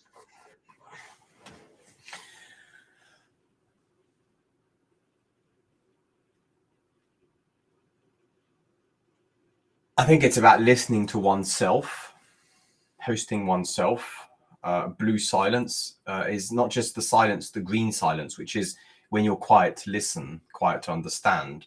The blue silence would be for me the silence because I just like right now, for example, taking 3 minutes to just reflect in utter silence and breathe is something I seldom do online because people tend to have a lot of, scarcity of time online because it's not like face to face where you can sit in a cafe. Imagine when we used to do business in France, you sit in a restaurant, a cafe, and you can have a moment of just contemplation of the view and the sunshine, and you're sitting there in 2 minutes of silence, which are fine. Online, if you sit 2 minutes in silence on a Zoom, you're going to get somebody feeling very awkward opposite side. And that's what I see because of the digital communication, obviously, because that's where I spend most of my time versus face to face. So you feel that the difference between digital and non-digital communication is something that's really a challenge when it comes to you actually letting that specific part of your non-verbal blue to come through. Exactly. If I was Estève and I was doing some personal construct theory analysis on you, I would ask you, in what way is online communication different to real-world communication? Oof. Maybe that's too big of Well, a can of worms to open right now. on silence, particularly, there's less. Online communication affords blue silence less. Is the simplest way to say it. It's how I understand it. So it affords. By affords, I mean it makes people do unconsciously without thinking. It just naturally tells you that you shouldn't use blue silence as much. The interstitial communication that you have in a coffee room, in a canteen, when you're in a queue, when you're in an airport, those are less present online, and they often lead to quality of thinking and quality of. So I think I'm associating the online with less blue silence, which is why I use it less. Another way we could look at this is to, now again from the micro habit lens, to look at a communication micro habit. So there are probably situations that are recurring in the sales realm where you're being too green or too red. I'm guessing more too green. And that is probably where you should be training the blue. It's the training the blue in the field, as opposed to you're now hitting the gym and you're practicing the blue nonverbal outside of context. I'm interested in now how we can get you to also apply this, because yeah, of course there's the regular streaming in that format that would probably help. There's journaling in a different way that would probably help. But now I'm looking maybe for this final level of, in the sales conversation that you're having, the typical sales conversation that you're happening, at what moment, like, can you already identify, like, do you already get a sense of a pattern and a certain type of like recurring thing where you notice that potentially you're being a bit too green non-verbally and you should operate that switch? Well, like now, perfect example. Right now, it's been an hour and a half. We've been conversating. I need a bio break. But I'm going into it because I'm online, we're there, we're like, yeah, just keep it going, and so maybe I could just, that's the place to practice is, for example, do you mind if we take a 2-minute bio break? I'll put the thing on pause. It will just have a sort of beautiful video in the background, and we can come back in 2 minutes, and then I can answer that question more diligently and more focusedly. Brilliant. That's an example of blue silence, actually, right there. Yeah. Meanwhile, I'm going to do a sales plug, and I'm going to show the actual coaching thing while I disappear.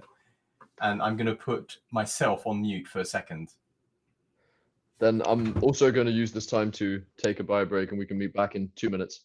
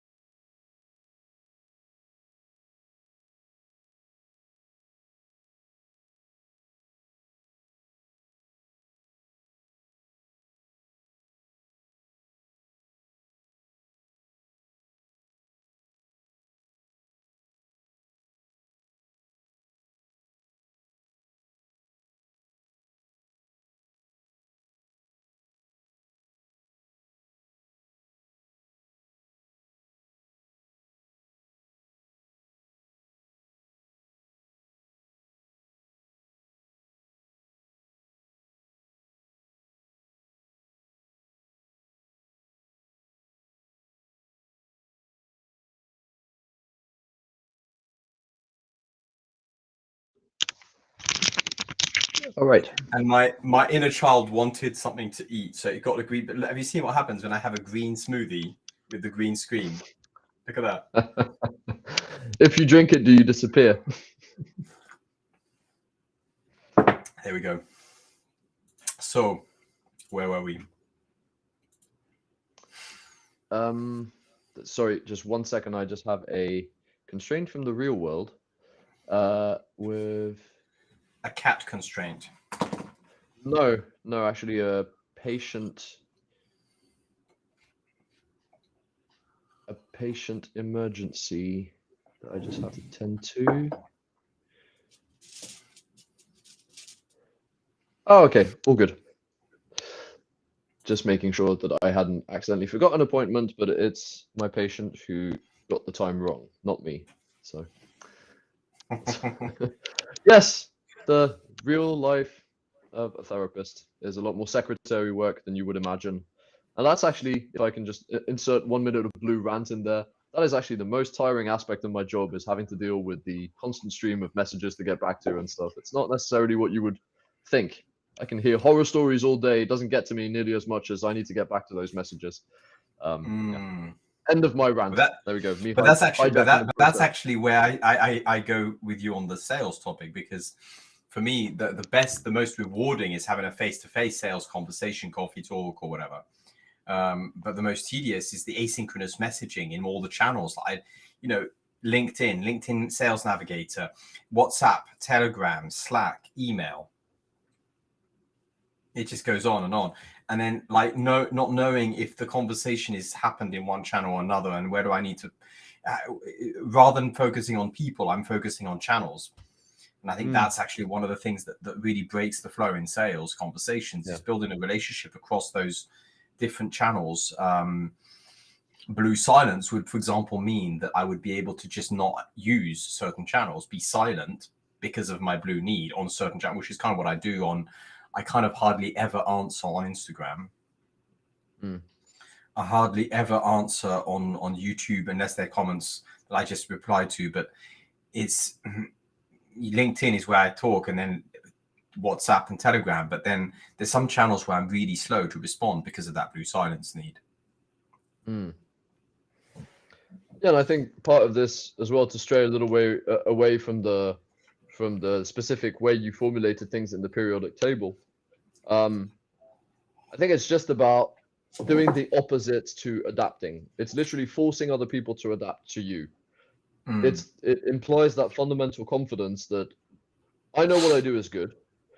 You're going to have to meet me halfway. You're going to have to adapt to me. And if you're not willing to, then you're not the right person for me to be talking to. Because again, back to this fundamental sales assumption, who are you selling to? And you have to choose your customers. You are not selling a Coca-Cola bottle.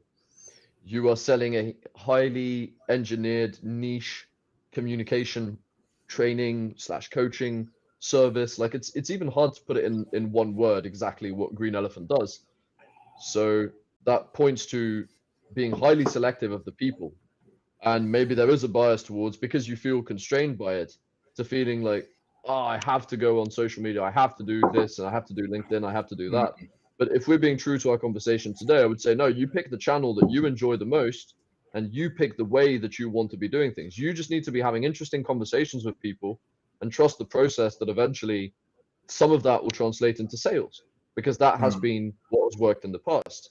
And you can probably fast track some of that by talking to people you already know, who are already advocates, and that is likely to, just streamline the process a little bit in terms of efficiency. But this is, I think, where metaphorically it's about really giving more creative control to the inner child. And one of the basic questions in the process should be, do you want to do this? And if you don't do it. Because there's too much pressure and anxiety is, I think, coming from the sense of obligation and constraint. And a lot of that is placed upon you. If we now, again, go meta for a minute and look at this philosophically, we feel freedom. We experience it. It's not a state that exists objectively. You and I, we can be put in the same prison cell and we won't feel free to the same degree, or we won't feel trapped to the same degree. Imagine I'm a deeply spiritual person, And I believe that no matter where I am, God is with me. Put me in jail, I'm still with God. I'm still free spiritually. You can't trap my Mm, spiritual ego.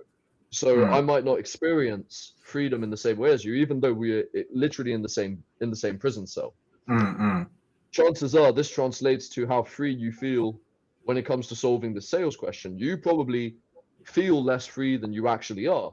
It's just that part of you is automatically censoring some of those options. Right now in practice, you're free to walk out naked in the streets of Helsinki with a QR code on your getting people to like you with just have provoking conversations written on your ass. You can actually do that. You will get arrested. You won't get charged much. Um, but that would actually draw attention to you. You might end up in the newspaper. Probably not for the right reasons, but if you believe that there is no such thing as bad press, then that might work in your favor. But reasoning through absurd to illustrate that you are actually free, you are placing most of those constraints on mm, yourself, mm, and being aware of those constraints and making sure they don't disguise themselves as a probability is, I think, another important part of this equation that has ended up being quite blocked over the years. Is it's easy for mm. fear to dress itself up as a probability. Ooh, that's a nice way of putting it. Mm. Um, at the level of like crystallization and convergence, what have you got? Could you give me a feedback loop on the different like, kind of habit levels or the concrete outputs that you're taking from our conversation today? I think it's partly a sense of permission. Hmm. There's the authority thing, permission to challenge myself on a blue level, basically.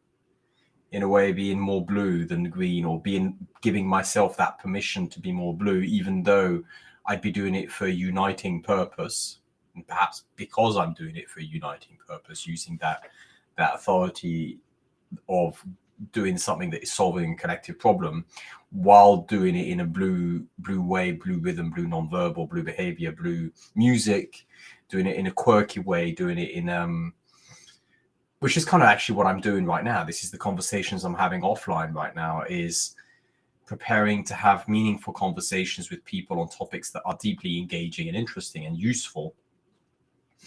Mm. Um, I think so. I'm basically taking away that I'm going in the right direction, and that perhaps if there was a micro habit as such, like something that I could use to habit calendar, just to put in the calendar, would be the regularity of being blue. So I think that's already what I've started to pencil in. But I think a weekly conversation format, either with myself or with somebody, I think is not too high of a challenge. I'm currently trying to do 2 to 3 a week. And some of them are longs and some of them are shorts. Some of them are just me talking coffee talk, and some of them are just with people.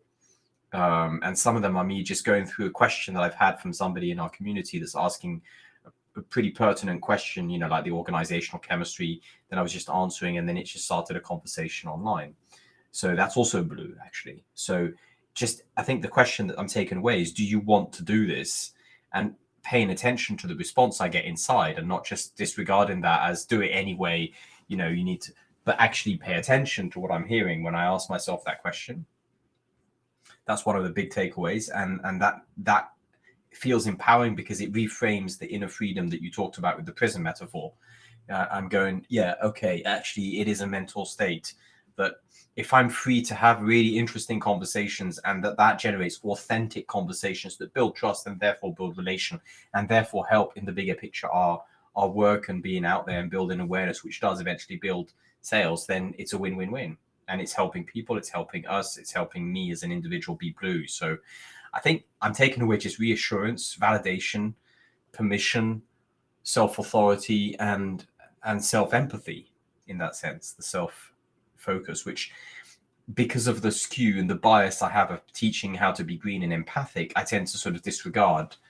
And I think that's key at this point. Hmm. The double rope. Is this actionable enough? Like, do we need to actually now put this in your calendar and add some what level, or is this something that that you now feel comfortable enough just going away from this conversation and doing? Yeah, I think the only thing that's going to be concretely shifting in the calendar is that I'm going to say every week at least once, and it can be more, but at least once, I'm going to schedule a double slot, not just a coffee talk or stream or conversation or doodle video filming, but I'm also going to schedule the learning bit before, just out of my personal what the hell I want to learn about. So like this week, for example, I've been watching Brené Brown again, loving her talks. Well, watching that just because I want to learn about what she's talking about, I think, or spending an hour and a half on Wikipedia diving into a topic that is related to our field, but I really am learning and I want to learn about myself, not just because I'm curious because of what's coming, but because I genuinely have this internal desire and passion to learn about that topic. I think that's what I'm going to schedule. Scheduling that coupled with the coffee talk or online video format, because I journal enough. I don't think I need to add more journaling habits to myself at the moment. Yeah. No, maybe it's just adding a different journaling cue when you've already got that habit in place, just to look at it. Like you said, like the cue that you said, I think is really useful, and I'm gonna journal like the conscious fear journal, like you called it internal counter propaganda. I think it was really nicely put. Just acknowledging that there is always this internal propaganda for my limiting beliefs that I haven't identified, and this counter propaganda to myself would be a good, nice. I'm going to take those AI generated investigative questions that the AI gave us, and I'm going to take those, and I'm going to specific angle, remove fear and remove catastrophization, as you called it, and counter propaganda to self around the worst possible scenarios. What could possibly go wrong is not necessarily as bad as I think. How they tackle this often in cognitive psychology is you ask the person, what's the worst case scenario? Okay. What's the best case scenario? Okay. Now what's the middle ground? Well, that's probably what's more likely to happen. It's just another way to to cover that one. So if we look at now this process that we've had for this conversation, we've had a divergent. We started from a specific topic, we pulled threads, we unpacked it. Based on the data from the scan, we had some concrete things that measured how you function and who you are, and I think that helped us to save a bit of time in terms of narrowing and scoping the problem. We've identified a few things that could potentially be rebalanced and realigned. So very much true to our core of being pragmatists and intellectualizing creatures, if we're being completely honest. I think we've done a good round, like, yeah, tour of this question. So I'm getting ready for a checkout question that I have prepared for you, that I have cooked up in the past minutes. But before we go to the checkout, is there anything else that you would want to say? I think there's something about the scan. Maybe you want to put up the QR code if there's anyone that would be interested in indulging in some of this madness themselves. Yeah, I think it could be. Yeah, that's the coaching. I mean, the coaching now has the scan inside it. So anybody who does a coaching session gets the scan as a starting point for the coaching session, which they can get from this QR code here. So yeah, thanks for reminding on that. But that's actually also about sales. So if somebody wants to try that out and get to that level of internal knowledge by guided prompted journaling, essentially, that then is thrown into an AI that gives us some first level insights, and then we do like Jonas and I just did with some presencing conversation that leads to a micro habit. That's where you can book it. But yeah, that was it. I think otherwise I don't have anything else to explore. We've gone quite deep. I was surprised at my ego scores, and I think it makes a lot of sense because of the triggerability at the moment with that topic. So I need to, one of the other sort of soft takeaways from that is, note to self, actually be blue, but take it less seriously. So that's kind of a paradox, but that's kind of, so if any extra advice you have on that, I'm gladly receiving. If you have any of your usual beautiful visual summaries with your handwriting, also welcome as a chat. But I'm going to schedule myself a series of time-related prompts in the calendar. I haven't fixed which time of day it is, but I think I can do that myself. Or the regularity. I think I'm going to just do that later. But I'm ready for your checkout question. So I would like you to take the time that you need, blue silence, to reflect on this and answer it in your own time. It's a twofold question. So I'd like to check out specifically your inner parent and your inner child, the inner adult being the part that we've been conversing with the most. So I feel that that part has already checked out in a way. Mm-hmm. I would like to ask both those parts of you a please and a thank you addressed to the other part. So parent, your inner parent, say like, please, inner child, me, please do this, or please pay attention to this, Mm-hmm. and a thank you, and that both ways, just in the spirit of symbolically sealing that contract again, because those parts of you, and not just you, uh, most people end up having some degree of internal friction and conflict because those parts often feel like they don't have compatible drives or needs. But in practice, we operate the best and we're the most powerful when all of these different parts of us are kind of putting relatively in the same direction. So that's why I'm asking you this checkout question, is just to make sure to kind of force them to shake hands and remember that in practice they need each other and they are mutually beneficial. But sometimes we lose sight of that. So yeah, in your own time, a please and a thank you from the inner parent and the inner child. That's a hard ask, you know. That's like challenge level 8 or 9 out of 10. So I think I'll And you're start from getting the your inner money's worth, child. huh? Yeah. My inner child is saying, you said please and thank you, yes? Yep.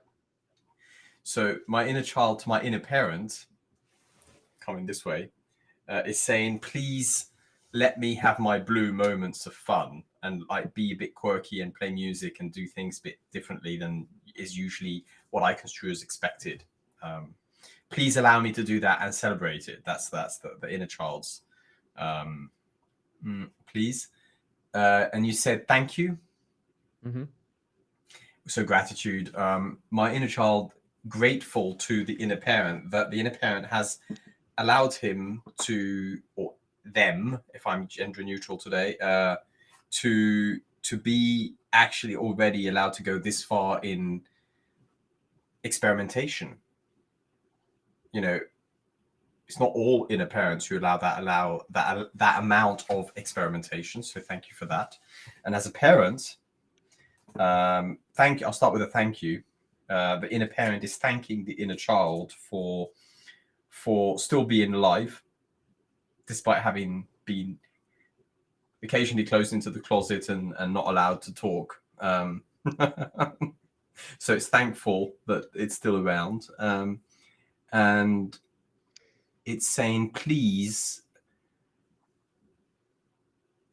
don't sulk when I say no. Please assume there's a good reason for saying no. As an inner parent, I think I have to be respected in my boundary of saying no. It's not always to annoy you or to upset you. There might be a bit better, higher purpose for that no that is serving both parties. Yeah. That's as honest as I can be without going like card sorting, personal construct theory on this. Top of mind. No, that's brilliant. Yeah, I'd also like to say a please and a thank you to those parts of you. I think to the inner child, please trust that the inner parent can hear you as well. Express it. You can express it directly. You don't have to sulk. It's yeah. Please speak up.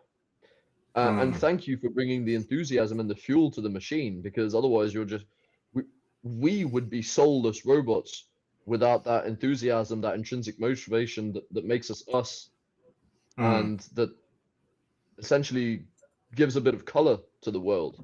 It's every time that you see the inner child of someone shine through, that you get a taste of their true humanity, things that make them giggle, the things that make them smile. And it's in a way the healthiest part of us is that inner child that hasn't had life kick the shit out of it yet, and isn't cynical or scared. So thank you for bringing a bit of positivity and enthusiasm into the mix. And to the parent, I would say, please trust the creativity. Please trust the other parent might judge that kid, and that's their problem. And thank you for keeping everyone safe and alive in that whole process. And thank you for allowing all these different parts to kind of coexist and to try to work together. Wow, thank you. It's weird. We didn't plan this at all, this like checkout question, but it felt quite natural. So thank you for those. I think I'm ready for now going to set the calendar straight and having some dinner. For those of you still watching, thank you for joining. I trust that this will be edited down and made into a much shorter, much more digestible format at some point as well. There might be some snippets coming out of this, but for the moment, have a great evening, all of you. And I'm going to go offline unless there's any other questions coming from those watching. Jonas and I, we can stay online and have a quick debrief after this and have a good dinner. Good night, everybody.